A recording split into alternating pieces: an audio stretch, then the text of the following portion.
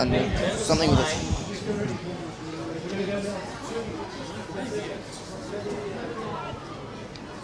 Good afternoon, everyone, and welcome to Yes TV. My name is Ed. Good afternoon, everyone. My name is Aiden, and this is Yes TV. I'm here with Veronica, and we're from Maryland tonight. We're the host of today's Yes TV is the first Youth Eco Summit. We had a great day yesterday, didn't we, Veronica? Yes, we did. We learned so much about sea eagles, chickens, and different projects from schools. So many schools do so many great things. Yeah, they were. Just a reminder, you can join in on the conversation and ask questions through social media. Tweet us at Yes21STC with comments and any questions that you want answered. Our first guest today is Longneck Lagoon and Botany Bay Environmental Education Centre. Longneck Lagoon Environmental Education Centre plays a major role in the delivery of environmental, educational and fieldwork programs for schools in the Western Sydney region. The lagoon and surrounding woodland provide opportunities for students from K-12, TAFE, unis and community groups to study freshwater and woodland ecosystems. Botany Bay Environmental Education Centre is one of the 22 centres operated by New South Wales Department of Education to help students and teachers with fieldwork and environmental education. I'll now pass on to Jennifer to find out more. First up here on Yes TV, we have our Longneck Lagoon and Botany Bay. So can you tell us your names? Thanks, Jennifer. My name's Vicky Whitehead. I'm from Longneck Lagoon Environmental Education Centre.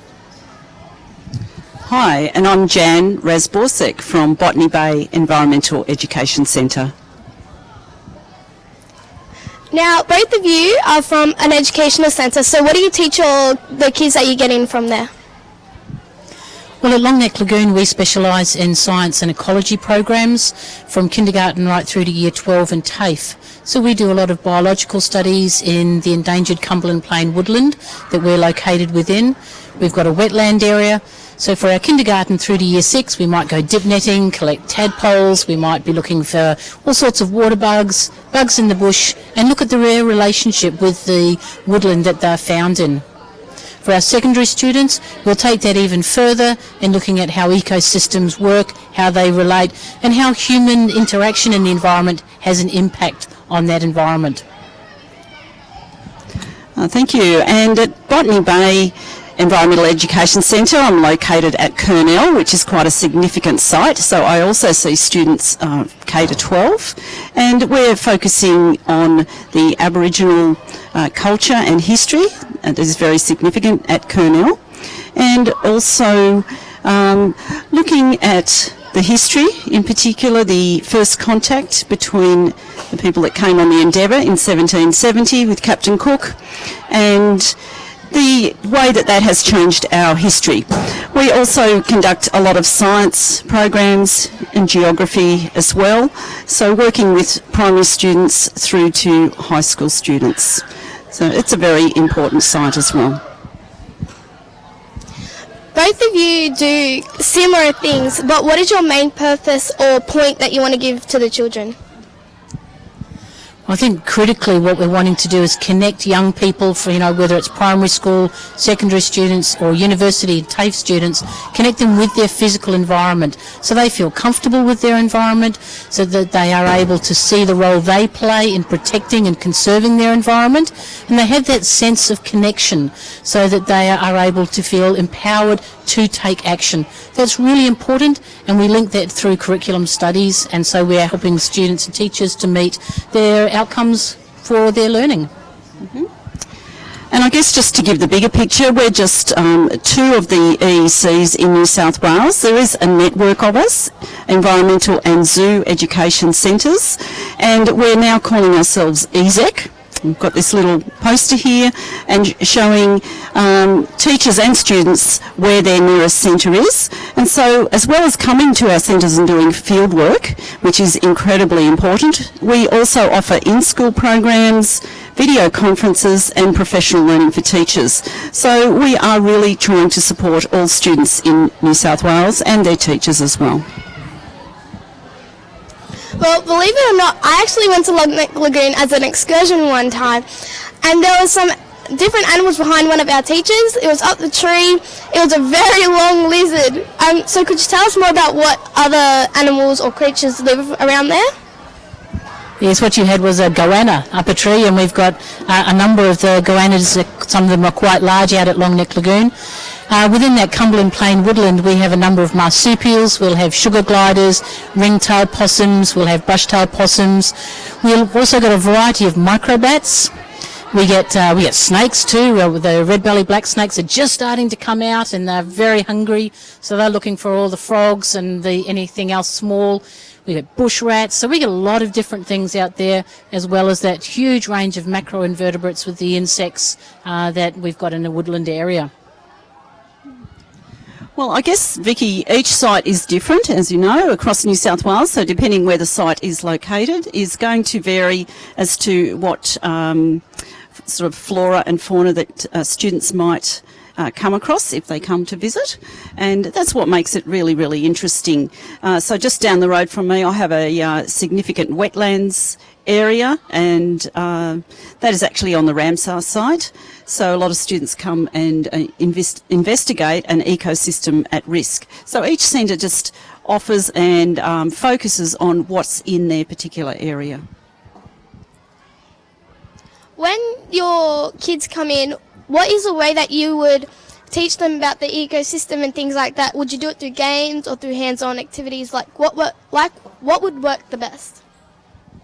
Oh, I think the hands-on activities are invaluable. There's nothing better than being able to go down to the edge of the creek with a dip net, to be able to, to scoop in there, collect a whole pile of insects and have a look at them under a microscope or under a hand lens, and really be able to, get a real good look at what's out there. All right, so one last question. With your animals, how would you help them if they were injured? Like if a goanna was sick or it had a cut into it, would you help it? Oh, certainly we would, and we would access some of those organisations like WIRES, and we've taken animals to the vets, and then we look at a release program, and we look for whatever support is available for the wildlife. And it would be the same in any of the environmental education centres, and the zoo education centres. We do what we can to protect our native wildlife. Thank you so much for being on Yes TV. It's been a pleasure having you. And now I'd like to pass back to Aidan and Veronica. Thank you. Thank you, Jen and Longneck and Botany Bay. It was really interesting to find out more. Our next guest today is Ocean. Here is an interesting fact about the oceans. Did you know that 6 billion kilograms of rubbish is dumped into the ocean every year? Oh, gross. I don't want to be swimming in the ocean too soon. That's a lot of rubbish. It sure is. Our next guest will tell us how to save our oceans. Ocean Youth is an organization that lets young people save the oceans. Let's go to Jennifer to learn more. Thanks, Veronica. Here on Yes TV, I have Ocean Youth with me. So how are you guys? Really good. Thank you so much for having us. We'll just introduce ourselves. My name is Marty. I work at Sydney Aquarium with penguins and sharks as a keeper, and I also spend 3 months a year in Antarctica as a penguin guide. So I work in the ocean in a whole range of jobs, and I'm really keen to get people thinking about the ocean and hopefully saving it. Hi, I'm Casey. So I'm one of the program facilitators for Ocean Youth. So I take all of our kids out on awesome ocean adventures, but I also work at Manly Aquarium with a lot of different animals, including sharks and penguins and sea turtles, and yeah, lots of cool marine life as well. When you're saying about these animals, could any of these be could go extinct at any time, or are they rarely endangered? Well, yeah, at both of the places we work, we have endangered species, and part of that is getting people to come and see endangered species so they can learn about them and relate to them. But in terms of Ocean Youth, what we really want is to get everyone aged in high school age, pretty much, kind of thinking about how they can affect the ocean and not just focus on the problems, but also the solutions and what they might be able to do to help. Our ocean is a very important resource to us in Australia. It's surrounded by ocean practically, but our aquaculture depends on these ocean oceans that they live in. So, and for tourism industries, of course. So can you tell us what are the biggest problems that they're facing? Do you want to take that one? Yeah, so sadly the oceans at the moment are at risk from a lot of different issues. So some of the main things we cover in our Ocean Youth program, we're looking at things like climate change, we're also looking at plastic pollution, we're looking at the effects of agriculture on the oceans, and we're also looking at, what other things are we covering? Looking at different endangered species, and then getting these kids to look at their impact on the environment directly as well. So there are quite a few different issues that we do need to be looking at. I can just tell you one great example. Casey's pretty humble, but she did a really great job the other day in Manly Beach. So just one little area, she was collecting straws that people had left in the ocean or they'd got washed into the ocean. And do you want to take a guess at how many she collected in just 20 minutes? 1,000? Pretty high, that is a big number. Just under 300 straws Casey collected in 20 minutes at one beach. So that just shows you how much of an impact something as simple as a straw can have. Because straws are so easy not to use. You can just drink from a cup like this. No one really needs the straws. So that's just an example of some of those little things people can do to make a difference. Can you tell us how your organisation Ocean Youth helps the oceans be better oceans? Yeah, we can give it a good go. So Ocean Youth has two phases. I'll tell you about phase one, and that's a new website that we've just made. So it's called oceanyouth.org, and basically it's a little bit like Facebook. It's kind of a simplistic way to explain it, but basically anyone can make a profile, and on your profile you post what you're passionate about or conservation messages you've heard of, animals you're interested in, and on your profile, if you post things or write messages on other people's profile, you earn points. And so once you accumulate a lot of points, you can start to exchange them for rewards. So a discount on an experience like a shark dive at Manly Aquarium or some cool gear. And we really want to get anyone in that high school age to start being rewarded for good behavior and good sustainability practice. Yeah, so we're really encouraging that. So we really want everyone to go to oceanyouth.org and check that out. Yeah, so you can go online to help the oceans, or also we are running a face-to-face program here in Sydney. So it's a school holiday program. We'll be starting in January next year. It'll run 3 or 4 days every school holidays, and it's about getting young people out there involved in the ocean. So we will be teaching you about the conservation issues, but doing it in a fun way. So to give you some examples, this year we have taken kids snorkeling, we've gone whale watching, we have released injured sea turtles from the aquarium, we've done lots of really cool ocean-related activities, we've met scientists and marine biologists, and it's just a great way to get kids more aware, but also help to get them the next step into their ocean conservation careers. So by giving the kids the tools, or young people like yourselves the tools to help our oceans, that's our main thing, is just to give you the tools so you know what you can do to make a difference. And one of the best tools is being able to scuba dive, and that's one of the first things that our face-to-face program will do next year is get you scuba diving and get your initial license. So that's pretty amazing. It's one of my favorite things. Applications are open now if you do want to sign up. Head to, again, oceanyouth.org, and the applications will be closing at the end of November or early December. So if you are really, really passionate about the ocean, you want to learn what you can do to save it, head to our website and we can possibly get you involved in our face-to-face program. How are our sales skills? Do you want to sign up? Are you going to head there after this? Yeah. With this application form, I'm pretty sure everyone who's watching was wondering, is there any age limit, anything like that? Yeah, so we're kind of aiming for around about 13 to 18, so kind of high school age, but, we're not too restrictive. If everyone's super passionate, we're going to, make sure everyone's included. Okay. So what are some things that everyone can do to help the oceans? Good one. I'll take this. There's some really simple things that everyone can do today to help the oceans. So one thing we talked about is simple things like straws. So straws are a single-use plastic item. You use it once, you throw it away. So it's about looking at the things that you use on a daily basis and thinking, do I really need it? And if you don't, say no. So if you go to McDonald's and you get a drink, do you really need a straw? You can say no to that. Getting reusable items, so things like a reusable water bottle that you take to school, or a reusable coffee cup if your parents love drinking coffee. If they're always getting a takeaway coffee cup, that's a big thing they can do to protect the oceans. Reusable shopping bags instead of using a plastic bag. Little changes to your everyday behaviour can really make a huge difference. Yeah, and we totally give you permission to bug your parents about making sure they don't use single-use coffee cups. So just, everyone, we said it's fine, so just go nuts and do that. Well, thank you for your time here on Yes TV. It's been lovely having you guys. And we'll now pass back to Veronica and Aiden. Thanks, Jennifer and Ocean Youth. Our oceans is so important, and it's a resource that we need to conserve. The health of our oceans is vital for all our well-being. Yes, it is. And Ocean Youth is a great initiative for young people to learn about the environment, conservation, and to gain work experience. It sure is. Now, did you know that throwing away plastic bags in the ocean can kill as many 1 million? My goodness. 1 million sea creatures? That's horrible. So many endangered animals and turtles have been lost as garbage. You guys have a demonstration? Yeah, so it's really We had in building 20, we had the installation there. So I just asked you to get some information about your store here.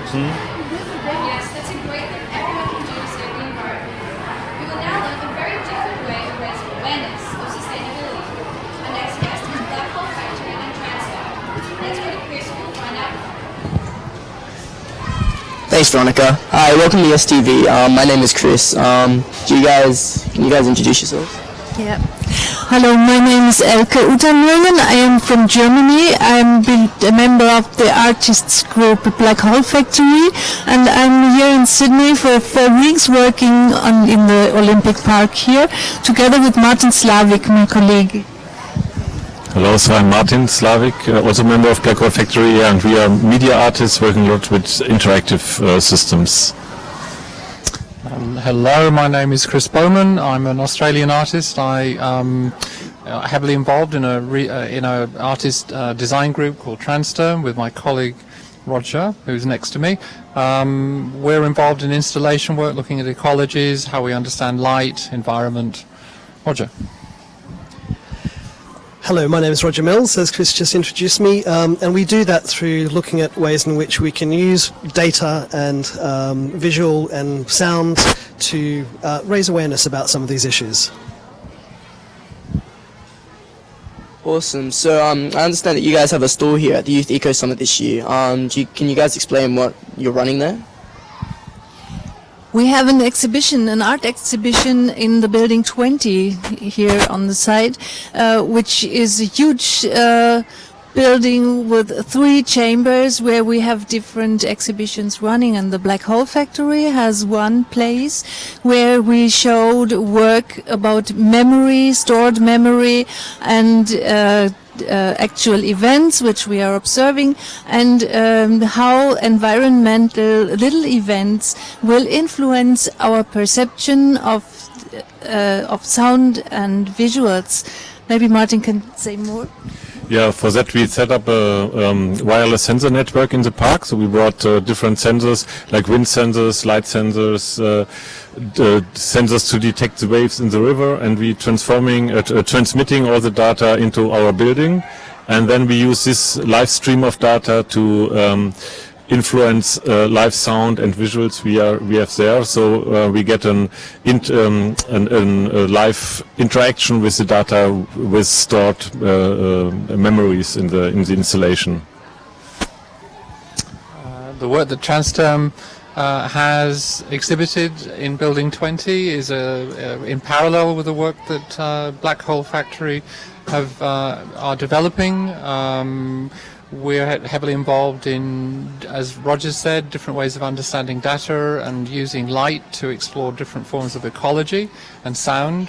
We have 2 spaces, one which is a light refraction space, where we use what we refer to as mechanisms that explore different ways of looking at movement, ecology, And the other space is an exhibit of a commissioned work for Sydney Olympic Park Authority called Heroic, which is site-specific. It looks at a wreck, which is a shipwreck, which is out on the site, and it looks at how we understand and how we can reimagine that environment in the sense of species that exist under the water. Yes, Roger. I think Chris has just explained most of that, but I might just add that we first met Martin and Elke through the internet. The internet can now provide the opportunities for musicians and sound artists and indeed students to meet others that they wouldn't otherwise have met without actually visiting those countries. So it's really through the internet that we first became in contact with Martin and Elke, and that's produced this wonderful collaboration that we're doing here at the Armoury.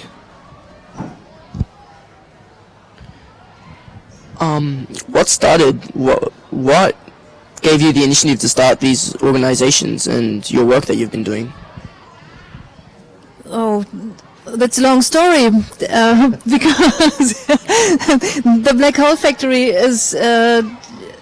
exists since the year 1999, and Martin and I have been working together before already. We did set up this label for our works that we call our works under the label Black Hole Factory, as because we wanted to have a special power as a group, and an umbrella organization for special projects we are doing.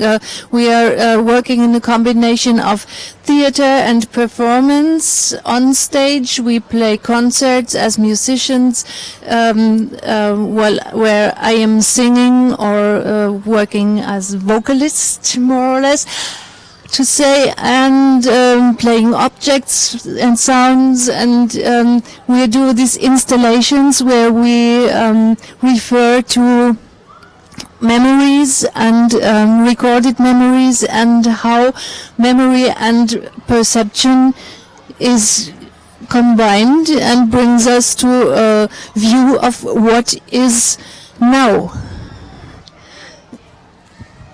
So my background is I was a musician, a percussionist, so I played a lot in bands, like playing African music, Latin jazz, and then later I start working more in experimental situations, and moved over from playing drums to using objects, found objects, and interactive computer technology to create a more experimental soundscapes, and then later we integrated like live video in the system.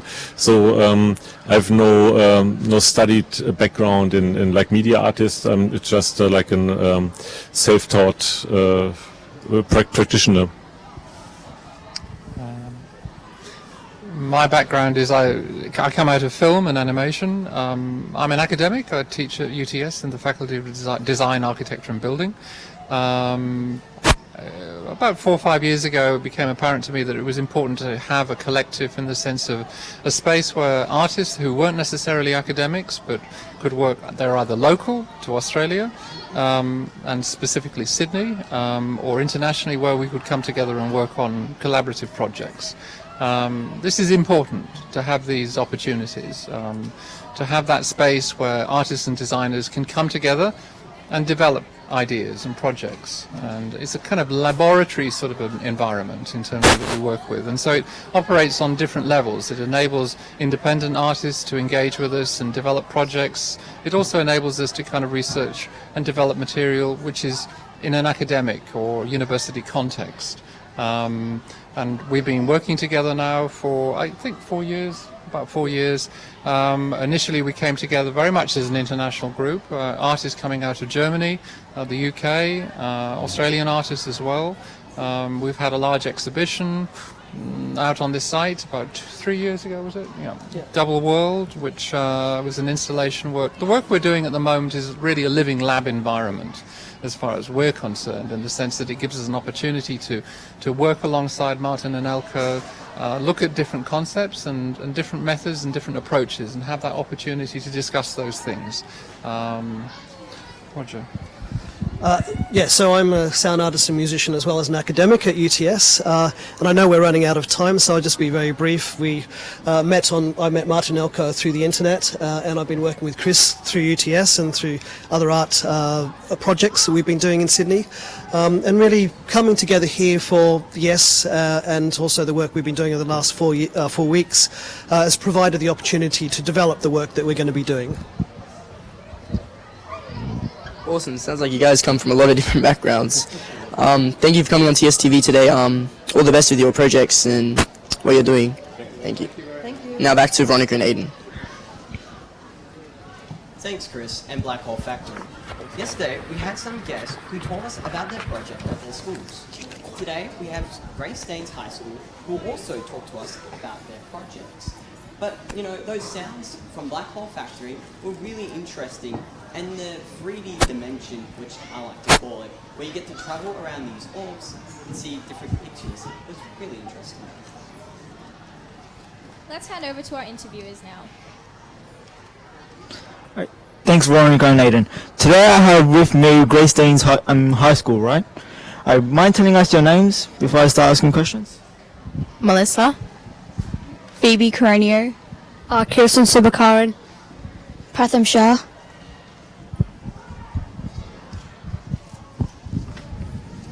Nice meeting you guys. Could you actually tell us a bit about your project? Our project is a combined project against 4 subjects: geography, science, English, and maths. Our aim is to test the water quality at our local creeks and to see how improving how it's improving, or if it's not, if it's good for the wildlife or not. And we also try and see how much pollution is in the water, and to raise awareness and to try and make sure that the water quality is good in all of our local creeks. So yes, as Phoebe said, it is to raise awareness, and the point of Streamwatch is to test the quality of the creeks, and so we do this so we know if it's bad. So if it's in a good condition, obviously we wouldn't need to raise awareness because it's good. So since our tests show that the creeks are bad, so we need to raise awareness. To raise awareness, we do different tests on the creek and in our science labs, such as phosphate, dissolved oxygen, temperature, and yeah.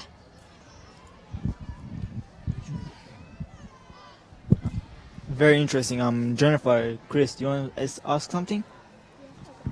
Alright, here you go. So far with your project, how's it going? Other than that, is the water bad? Is it good? Is it in between? Well, there have been signs of high phosphate in the 2 creeks we've been at, which is Driftway Reserve and Pendle Hill Creek. There's also been some high dissolved oxygen levels. Most of the tests that we do, they differ from high to low. So sometimes it's really low, or sometimes it's just too high, and we need to fix the water quality. From without including stuff we can't see, the visual state of our creek is quite bad, especially in Pendle Hill, because there's so much rubbish, such as trolleys and parts of lawnmowers. So that's something we should take action against. So yeah, the pollution, there's a lot of pollution in water and the banks of the creeks. So we could try and raise awareness for that.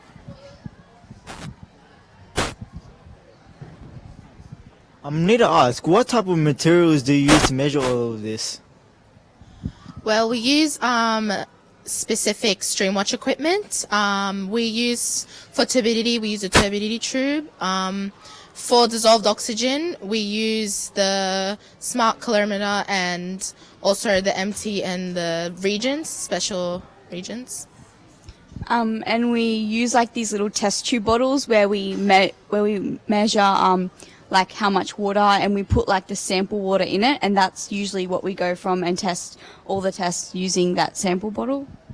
Yeah, and aside from all the complicated equipment such as like the sulfuric acid and everything, we use more simplistic equipment such as for turbidity. We have like a tube with a certain pattern on the bottom, and like we pour water from like sample water from the creek, and depending on like how turbid it is, like we won't be able to see the pattern. So there are some simple equipment like that. Yeah, some other simple equipment are a thermometer that we use for temperature, and different chemicals that go to help test water.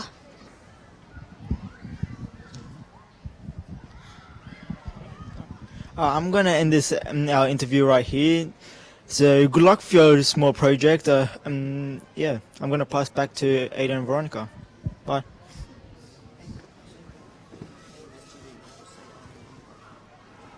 Thank you, Eamon. That was a really interesting project, and it's always great seeing schools getting involved. Very true. Now I have another fun fact. Did you know a modern glass bottle takes up to 4,000 years to decompose? Wow, that's a This is why we should not throw away glass bottles into the normal bin. We need to recycle them. That's right. And now on to our next guest. After the amazing interview with Black Hole Factory, we now have the Red Room Company, who are also performers. I'll pass on to Eamon, who will be interviewing them. Thank you, Veronica. I have one person from Red Room Company, and I think she might tell us her name. Hi, I'm Eunice Andrada. I'm representing the Red Room Company. I'm a poet, and the Red Room Company is an amazing organization that brings poetry to schools, primary and secondary, as well as correctional centers across Australia in such unique and exciting ways. You said you do performances and poetry in schools. That pretty much actually answered the question I was going to ask you. So I might want to ask something else. Do you do poetry in public areas? I do. I perform around Sydney, the Philippines, and Canada recently. I perform for festivals and different literary festivals here and there, so that's always really exciting. All right. I might ask something that's a little odd. Would you mind actually reading us a bit of your poetry? Why not? That's what I'm here for. Do you mind if I stand up? That's all right. Sure, okay. So this poem is all about climate change and the devastating effects that it can have on island nations like the Philippines, which is where I'm from, as well as island nations that are being severely affected by rising sea levels and other phenomena caused by climate change. Perhaps the further you are, the quieter we become. In this spectacle of drowning, as you watch baby teeth float to shore after the ocean spits out another hometown. You can pretend we aren't here. You can pretend this earth can feed us for as long as soil cracks beneath your machinery. Our pulses know the rhythm of emergencies, just like our islands know the Pacific salt that cradles them. There was a time it could preserve us. 2 years ago, the number of people displaced by natural disasters tripled the number of war refugees. How can you see sky and not admit decay? These waters are swallowing archipelagos as eyes swell shut. Now my hometown is still drying its feet as more poison bleeds overhead. They say it is sacrifice so we can live in comfort. But what shelter can we find in a poisoned empire? Collect those stones from your mouth. There is no grace in sinking. Let us not gorge our pockets with false promises to stop nations from drowning, to protect our people's food grown from the land so no child's stomach will swell with the ocean. Let us not say there is nothing we could have done.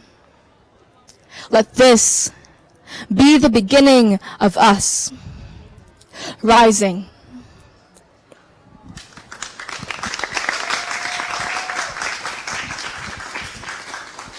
That was actually very great. I'm very impressed. How do you even come up with all this poetry? All my poetry actually comes from a retrospective point of view. So it all comes from memory, and the ocean is such a huge part of who I am and how I deal and cope with things, a huge part of my writing process as well. So I take all these images from my memory and I refer to writing as a process of building, and that's how I build poems. Wow. Now, do anyone else help you with your poetry? Yes, definitely. I was involved with the Red Room Company, which is such an amazing place to nurture young minds when it comes to creating poetry, and to be involved in their workshops as well is an amazing experience and incredibly enriching as a young writer. As well as the Red Room Company, I've worked with Candy Royale, who's mentored me for quite a bit. And she's really inspired me to step out of my comfort zones when it comes to performing and writing poetry. All right, thank you for telling us all of that. Anyway, your poetry was fantastic. I hope we could see you again. Thank you for being on Yes TV, and hope we see you again. I'll now pass back to Aiden and Veronica. Thank you. Yep, thank you. Thanks, Eamon and Red Room Company. What a great performance. Yes, it was a very powerful piece. We've talked a lot about recycling, but have you heard about upcycling? Is it when you get on a bike and you cycle uphill? Not quite. Upcycling is a level up from recycling. We'll learn about this soon with our next guest. Let's go to Jennifer, who will be talking to TerraCycle about recycling and upcycling. Thank you, Aiden and Veronica. Hi, I'm Jennifer. Tell us a bit more about yourself, please. Great. Hi, I'm Masilla and I'm from TerraCycle. So TerraCycle is a recycling service or company, and we're known as the Google of garbage because we can pretty much recycle anything that's non-recyclable. So, you've got your traditionally recycled things, so, your paper, your glass, your aluminium, but we look after everything else from chewing gum, cigarette butts, and even oral care waste like your old dirty toothbrush. That's really cool. I mean, even cigarette butts. But how do you do it? Yeah, sure. So how do we eliminate this idea of waste? Well, we look to you guys. So we look to people collecting this waste either from school or at home. So you can, collect oral care waste, for example, or yogurt pouch and snack wrappers, or even Australia Post mailing satchels. And what you can do is you can send them to us through the post. It's a bit of a quirky concept. And from there, we recycle them or upcycle them. Could you give us a few demonstrations of what you have with you today? Yeah, sure. So here's an example of upcycling. So upcycling doesn't involve any cycling at all. Upcycling is valuing the valuing the intention valuing the material and the material itself, but changing its form and changing its intention. So, for example, this is face wipe packaging, so Nature's Organics face wipe packaging. So it never intended to be a tote bag, but through upcycling, now it is. Or, your old toothpaste tube packaging. Once that's discarded, that would normally end up in landfill. But by giving these items a second life, it never intended to be a pencil case, but now it is. So it just really gets you thinking, really creative ways of what you could do with waste. With upcycling, where could they find out more how to or where to send these things to? Yeah, sure. So TerraCycle has an easy to log in website. It's terracycle.com.au, and on the website you can download free resources, so DIY activities. For example, we've got a workshop here today where you can create a gift bow so you don't have to go out and buy one, made out of packaging waste, and other cool DIY activities, as well as instructions on how you can start collecting at school, and for every piece of waste you send in as well. So every piece of waste of oral care waste that you send in, you get 2 cents to fundraise for a local school project as well. That actually sounds pretty cool. So I think I would want to ask my principal if we could have something like that. You guys got any questions? You guys ready? What is the main thing that you get sent in? Great. Well, we get sent in all sorts of things. So as I mentioned, it's oral care waste is a really big waste stream. Also, cleaner packaging and beauty products as well. So that's your face wipe packaging. That's the Nature's Organic Brigade. So all of our programs are called brigades, and you could log onto the website and see what you can collect. Now I got one last question for you. Once you've done upcycling these toothpaste tubes or things like that, what do you do with all this merchandise that you have kind of? Yeah, sure. So anything from, for example, the whole kids pouch and snack wrapper brigade. So they're all your yogurt pouches and your snack wrappers. What we could do is we could repelletize them.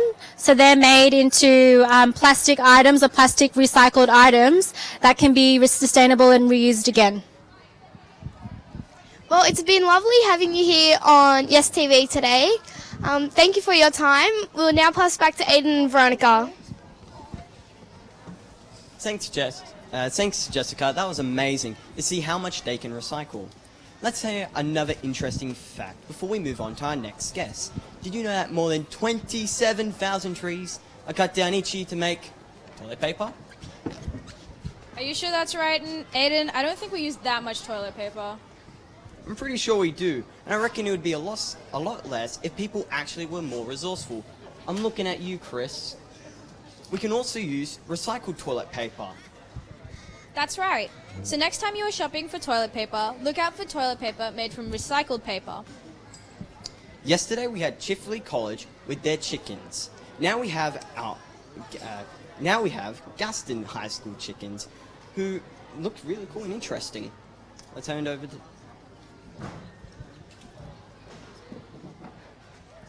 Alright, thanks guys. I have Galston High School with me who also have chickens Remember yesterday how I brought you Chifley College? Well, today we still have chickens, but not from Chifley College, from Galston High School. Hi, do you mind telling us your names? Hi, I'm Mel. This is Chloe, Jake, and Paige, and we're from Galston High School. So. Sorry if I mispronounced your Ishan. Alright. Alright. So, you brought some chickens with you. How much chickens do you have in total? Oh, wow. Okay, so I think we have around 30 just Isa Browns, so egg-laying chickens, and about 20 to 30 show chickens, or even more. Like, we've got a lot. There's about 70 in total at school. That is actually a lot of chickens. I never knew someone could have that much chickens. Anyway, so what's that your largest chicken's breed? This is a light Sussex. Yeah. Oh, sorry. This is a light Sussex. He's currently quite nervous, actually, for some strange reason. His name is Big Bertha. Our agriculture teacher came up with it this morning. Yeah. Alright, and now could you please tell me the other breeds of your other chickens? So this is a silver spangled Hamburg, but she's only a few months old, so she's quite small. So this is a frizzle, and this is a hen, and you know, Jake's. And this is a silkie. We've had it for almost 3 years now, and her name is Pom Pom. She's been put in a few shows and has an older mother that is still at the school today. Okay, so do you have any other breeds back at your school? We have a total of 8 breeds at our school. We have, so the ones we've got shown here, we've got 4 of them. We also have Isa Brown's buff Sussex, so it's like the light Sussex over there, but like brown and red colour. And we also have we have Faverolles, so they're really cool sort of chickens with feathers on their feet as well. And we have a couple other, but we can't remember what they're called. well, no, we've got we used to have a breed called Langshangs, but we've currently got rid of them. So. All right, Chris, Jennifer, you have I want to ask something. Looking at your chickens right now, they're in like tip-top shape. So is it hard keeping them how they are, or is it pretty easy? Paige, do you want to answer this one? You were doing it before. Enjoy. For shows, we put a lot more extra effort into them. We have to wash them and then blow dry them, make sure their nails are clipped perfectly and stuff like that. But for everyday use, they just get handled a lot. And so if they've got something wrong with them, or if they've gone sick or something, they go into a separate pen and we look after them. They get extra care every day. But these are just handled very well, so they're comfortable with people and the environment that they're in. Alright. Is it alright if I ask you 2 more questions? Yeah, sure. Alright. Do your schools actually take care of these chickens, like bring them home and everything? So we incubate and hatch our own chickens a lot, actually. So we have about once a term, and we then, we've got a lot, and we have poultry clubs. So 3 times a week we go down to after school at lunch, and we look after them all. So yeah, I think that's it. Alright, and what do you do with your eggs that once your chickens lay them? So with our eggs, we actually go and sell them to the teachers, and we get to make a profit from them. And with that money, we actually get to like buy feed for the chickens, and we get to basically do stuff around the school for our agriculture. So we get to make a profit. It's really cool. It was nice meeting you and your chickens. Alright, thank you for being on Yes TV, and now I'm going to pass back to Aiden and Veronica, who will introduce our next guest. Thank you for having us. Thank you for coming on our show. Thanks, Eamon and Galston High School. It's really cool seeing chickens. Now to introduce our last guest for Yes TV. They are Hunters Hill and Lane Cove School Network.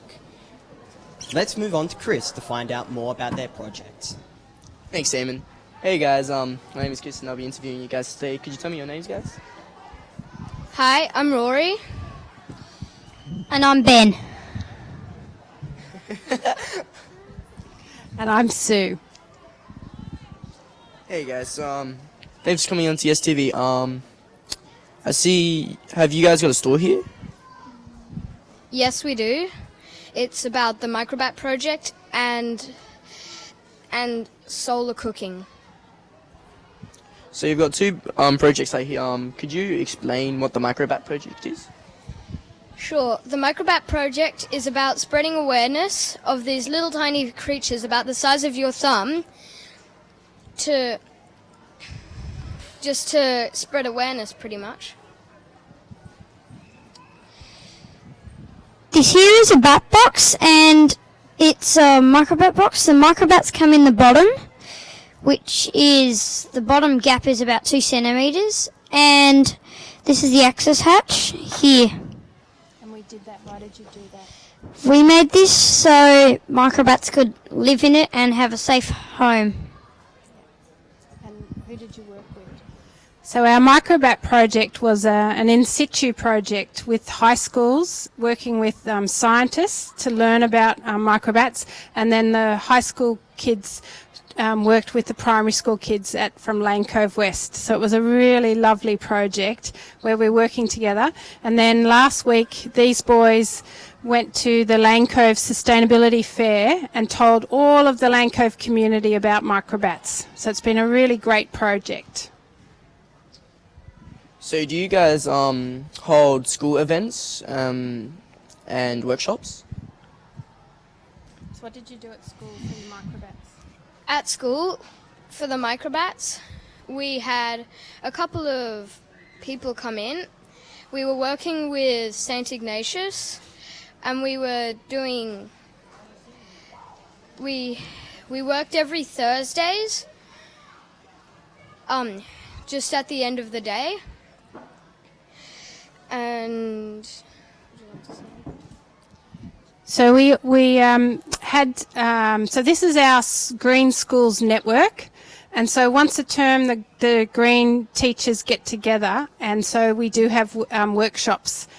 So we had solar cooking, and we had Engineers Without Borders come in and show us their solar cooker, and then we got a little bit of funding from Environment Trust, and we've purchased solar cookers for each school to use, and then we come together. When we come together, we share how our cooking has been going.